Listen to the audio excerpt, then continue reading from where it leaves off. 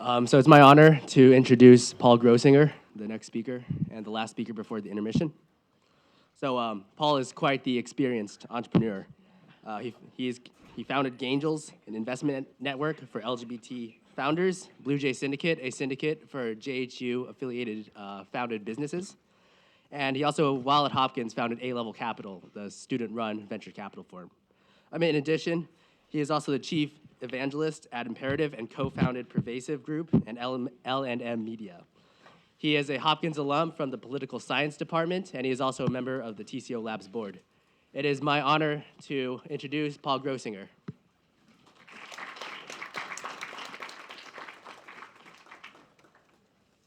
think I know how this works. Hi, everybody. Thanks. I want to take a bit of a different tack today. So first of all, thank you so much. What's that? I'm turning on that mic? Okay. So first off, Anthony and Pava are two of my favorite students from my intercession class. I'm just really proud that they've actually put TCO together and put this together and really brought entrepreneurship to campus in a student sense. That really didn't exist when I was here as a student, and I graduated in 2011, so that really wasn't all that long ago. And so, it's just really amazing that we're even sitting here having an event like this in this way. So congrats, guys. I want to talk today about failure. I think one thing that I've learned, at least so far in my career, is that you actually learn significantly more from your failures than from your successes. But, it's not enough, or at least in my personal experience, I haven't found it to be enough to just stand up there and say, I failed at this, and sort of realize that. That limited self-actualization is not enough. You really actually have to strategically and tactically dig into, well, what did I do wrong? Why did I fail? What was the organizational failure? And what was, far more importantly, my personal failure?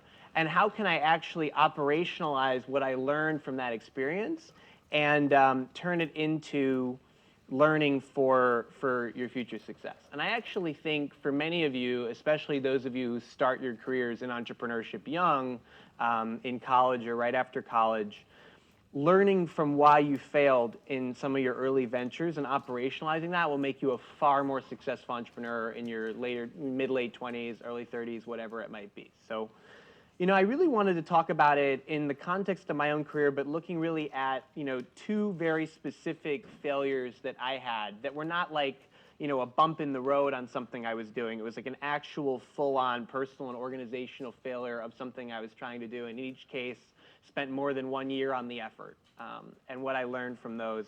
Because in the case of GoMail, it was a failure on the startup side, which helped me learn how to actually be more successful with Pervasive Group and Imperative. And with INE Ventures, it was actually my first attempt to lead an investment network, and it absolutely failed miserably. But there was some great learning around how to actually do syndication, which helped me learn how to do Gangels and Blue Jays. So I just thought I would talk through it and really run through what my learning was from it and how I think some of you can extrapolate learning from your own failures as you advance in your careers. So to provide a little bit of initial brief context, GoMail actually was my first startup experience when I was here at Hopkins, starting in 2009 when I was a sophomore. A family friend asked me to be the project manager on an effort to essentially make email autoresponders more sexy. So many of you probably don't even know or have never used an email autoresponder, and some people still use them today, but it was a very popular way a number of years back to essentially say, hey, I'm going on vacation, or I'm not available at this time, I'll get back to you. And people felt they were very impersonal, they weren't exciting, they were ugly, and we thought, hey, we could make that more artistic. It was a classic idea that we had a big idea that really turned out to not be a great big idea. But, and it was interesting. I spent about 1.5 years on it, and it turned out we had a pledge of a large amount of money from the guy who had brought me in to lead it that mostly was not fulfilled. But for various different reasons, we completely failed as a project. We didn't go anywhere. We didn't really get any adoption. We spent some money that we never got back, and it was a big learning experience. And, for me, as I was starting my career, it was very interesting to actually have the first thing that I had actually really started out doing be kind of a colossal mishigas. And, having to really, learn from that. And so I actually spent about 16 months of my life at one time or the other. Well, I was doing other things, of course, but like, in my spare time in the bathroom in the morning and so forth and so on, really thinking through why we had failed, both as a project and personally as a leader.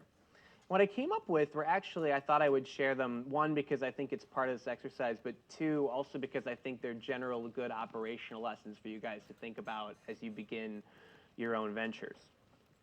So the first thing that we failed to do was actually to understand our own market.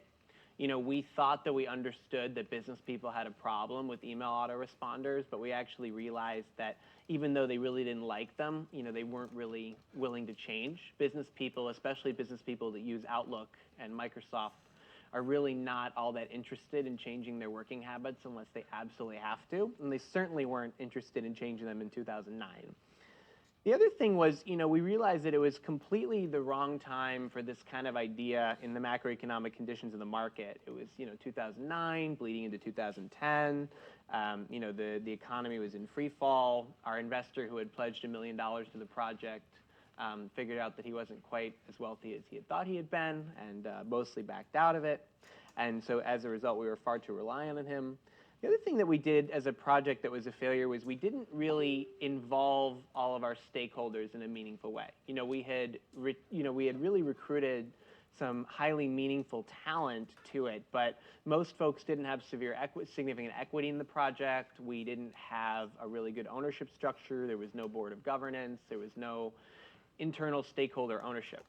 And then as an individual, I failed both to create that sense of a stakeholder and also to really inspire folks, including on our own team, to be successful in the venture. And when I realized that the market conditions and the actual market base were not being receptive to the product, I was extremely bullheaded about trying to essentially barrel through it. And I actually think all those are really important lessons in entrepreneurship in general, particularly for young entrepreneurs, because as an angel in the 80+ investments I've done at this point, one of the things I've seen in a tremendous number of the early failures of startups that I've gone through are entrepreneurs that really don't understand their market. They barrel into it, and when they realize they're making mistakes, they're not actually willing to make those mistakes or to accept that they are making those mistakes, and not willing to look in the mirror and say, how can I pivot? How can I change? How can I address this? And they're not willing to have an honest conversation with themselves about that, let alone their team members and other investors. And as a result, they fail. And I think there's a huge amount of lessons in there for all of you, especially because for me, I personally failed in that regard. The second one that I want to talk about, is to talk a little bit about how you apply those lessons to your next phases in your career. Because I think it's one thing to stand up and just be like, I failed, I didn't do this right, and then not really apply it for the future.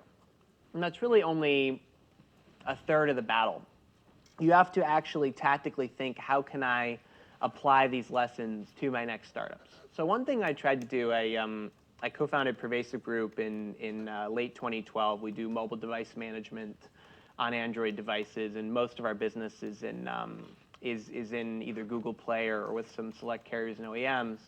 And we've managed to make it pretty successful to date, although I haven't been day-to-day on the company in a year and a half or 2 years or so. But one thing that we did really well really early was we actually made sure that everybody who was involved in the project was a co-founder, was engaged, was involved in the board process, and really felt like they were a stakeholder in the project. One of the other things we did, and I was very aggressive about this because I had done it so badly with GoMail, was we were building essentially an application that controls Android devices from one other Android device. And so a huge amount of what we had to do is actually figure out, well, what things do people want? Do they want to prevent texting and driving? Do they want to prevent certain types of text messages being sent? Do they want in-app control? And so I really became a proponent, and still am a proponent today, of continual testing, almost the Eric Ries lean startup model theory of things. You have to build, iterate, test, build, iterate, test. I would encourage all of you, as you're thinking about your companies, to really take that ethos of it. Don't start something with the idea that you have all the answers from day one. You should just raise a boatload of money from people that just let you do your stuff and go figure it out. Really iterate, raise what you need, get really smart stakeholders around the company, make them feel ownership in it, and actually learn as you go and test as you go. The other thing that we really did was we were able to learn how to pivot when we reached challenges. I failed very much in that regard in my first initiative. And both Pervasive Group and Imperative, which does purpose-based human resources, and which I didn't co-found, but I was the first investor and chief evangelist and board member, and Gangels has led both of their rounds. We faced significant operational challenges on both of those companies. In Pervasive Group's case, we had major competitors. You had carriers wanting to come in that market. You had the issue of people's habits around how they use their phones continually evolving. In Imperative's case, you had a clear recognition that there was a major problem in use of purpose in human resources, testing for purpose, and retention of employees in general. But the path to actually finding the right solutions was quite cluttered with issues. And I think if I had taken the attitude that I took with GoMail of just sort of bullheadedly moving forward and not really making any changes to either the product or our approach to it, even though we did have a good handle on the market in these cases, we would have failed. We really had to be quite agile about how we pivoted. So the second piece of this, I want to address the second piece of my career, which is I've branched out from entrepreneurship, where I still feel like an entrepreneur, and I'm still somewhat, not day-to-day, but more week-to-week involved in some companies. But really moved into investing. And I started investing a little bit in 2012 and then embraced it more in early 2013. But it was actually INE Ventures in 2013 and early 2014 was really my first effort to actually raise my own fund and lead my own investment initiative. And unlike most of the Harvard Business School graduates out there that succeed on their first try, I failed quite miserably in that endeavor. The idea for INE Ventures was to invest in Israeli companies based in Israel and then take them over to the States and help them grow and realize the valuation differential that existed at that time between Israeli companies and US companies. And interestingly, we did fund a few companies with INE, two of which have done very, very well, especially NoMail, which does AI for email. But the venture itself did not work. And I wanted to talk a little bit about the specific mistakes that I made in that case, again, because I think that both from the standpoint of general entrepreneurship as well as the standpoint for those of you who are interested in actually getting to investing and running your own investment initiatives, I think it's highly relevant. But then also because my failures with INE Ventures were directly correlated to what we did well with Gangels and Blue Jay. Really quite correlated. So the first thing I did wrong with INE Ventures was I chose the wrong co-founder. My co-founder, who I do owe significant credit for helping find NoMail, really had issues with honesty and issues with inability to deliver. And at the time, I also did. But it's super important for all of you when you're creating your first ventures or creating your first funds, arguably more important in the case of funds because you're tied together for a long time, to choose the right person. It's absolutely essential. So I highly recommend that you work with people that you know well and you respect and you view as either a peer or a mentor or both. When I moved on to do Gangels, I ended up working with David Beatty, who's a mentor of mine. I had met him through Start Out and who I knew and trusted before we started Gangels. Who I really don't know anybody who is more honest and more capable and more effective and more able to actually clean up all the messes that I make on the front end and make sure that stuff actually gets done. So choosing your co-founder is so incredibly important. The other thing was, and this is another one that I think a lot of young entrepreneurs and also young fund leaders do, but it was especially true for me, was I totally overestimated both my own knowledge set and my own ability to lead something at that time without help. And I also mistook my own real skill set within investing. And I think people do that often. You both overestimate your own capabilities and you misunderstand what those capabilities are. And I think those are things that are really good to watch out for and think through as you operationalize your own failures that you will inevitably have. For me, it was really the fact that I thought that I already had the track record to lead an investment group, and I really didn't. I had some more growing to do. And I also thought that I knew the Israeli market, maybe by virtue of having Israeli relatives and by being Jewish and whatnot, and I really didn't. And I also thought that I had the right skill set of actually putting in the operations of how to move founders from one place to the other and help them on their logistics. And that's actually not my skill set. I've discovered over time that my skill set is really meeting great entrepreneurs and identifying great entrepreneurs and helping them through network relationships and thought process. And I need somebody else, like my colleague David, who's actually really good at the operations, getting the deals done, making sure that everything happens on the paperwork side, making sure that they have things like resources and office space and whatnot. Those are not my skill sets. And so I think as you think through your own careers, you really have to identify somebody that complements the skill sets that you have. And you really have to make sure that you're not ultimately trying to be an amazing generalist at everything. You should really try to identify what you're really good at, be really good at that, and then find people that you trust and appreciate and want to work with to complement those skill sets because they have different but equally strong skill sets to yourself. And so given the fact that we're running a bit over and I don't really want to wax on forever, I'd love to leave you guys with a few major thoughts. The most important thing is to work with the right people when you're doing entrepreneurship or doing a fund. And you also have to really think through what white space am I filling? Why is this important? And you have to know your market and the issue that you're addressing really well. If you don't know the issue that you're addressing all that well, and that was my big failure both with GoMail and INE, among other things, you really will not succeed.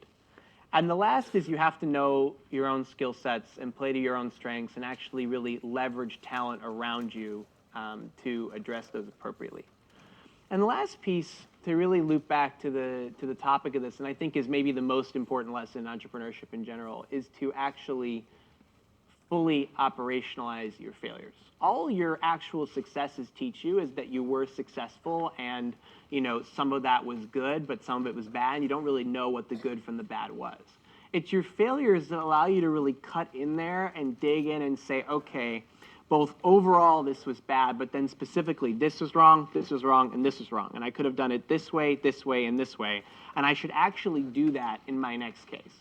And if you can not just say that to yourself, but you can actually turn around and do it and really concretely identify those things and internalize it to the point that you actually don't make those mistakes in the future, and you rinse and repeat that with each subsequent failure you have in your career, because you will ultimately have many, and that's okay, then in the end you will succeed. So thanks.